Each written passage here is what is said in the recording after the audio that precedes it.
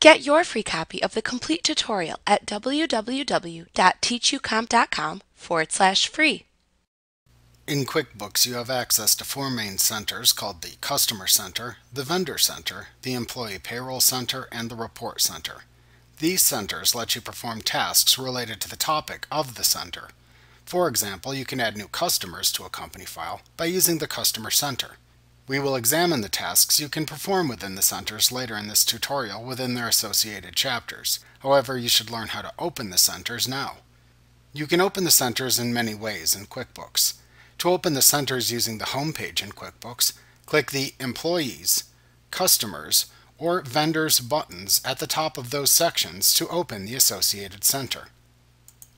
To open a center using the icon bar, click the associated button, like Customers, within the icon bar. You can also access each center using the associated command category within the menu bar.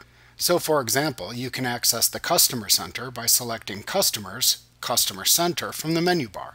Each center appears in its own window, which you can close by clicking the X in its upper right corner when you are finished using it.